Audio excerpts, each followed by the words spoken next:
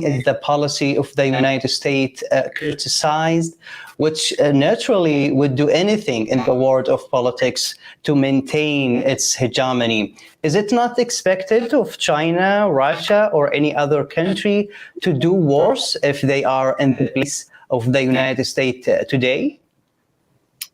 Well, Russia is not actually a competitor in this game. Its economy is about the size of Mexico. It's very rich in mineral resources, not just oil and not just fossil fuels. Or the German-based industrial system that's developed in Europe can provide the technology, the investment, and needs the mineral resources that Russia has in abundance.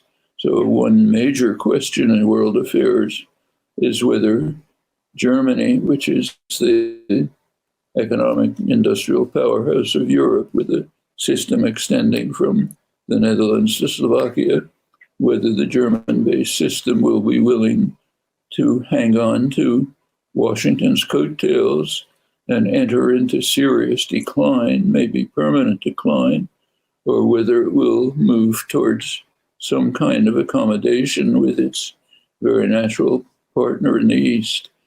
But with regard to your question, certainly there's no expectation that if any other country, the only imaginable one now is China, ascended to world power, that its policy would be any better than the United States. But nobody's advocating that. The alternative to US unilateral domination is a multipolar society. It's quite a different phenomenon. It means many centers of power. Sorry, Professor Chomsky, again. You talk about the multipolar society. Do you have any examples in your mind for its forms, please? There are many forms in which this could take. One, which in my personal view is a positive, optimistic one, would be something like Mikhail Gorbachev's vision at the time of the collapse of the Soviet Union. What he called for at the time was moving towards what he called a common European home from Lisbon to Vladivostok, no military alliances, co-equals, no victors, no defeated, Europe and the Russia-based system moving in partnership towards a social democratic future. Can that still be reconstructed if there is any disruption on the Ukraine war? It's not impossible, I don't think, because it's a very natural partnership.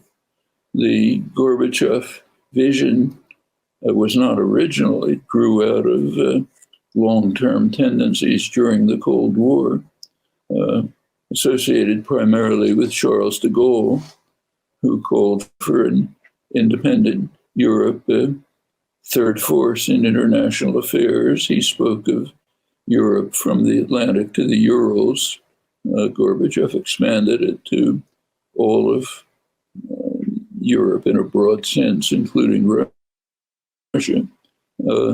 Willy Brandt's Ostpolitik in Germany, some of Olof Palme's initiatives were also pointed in that direction.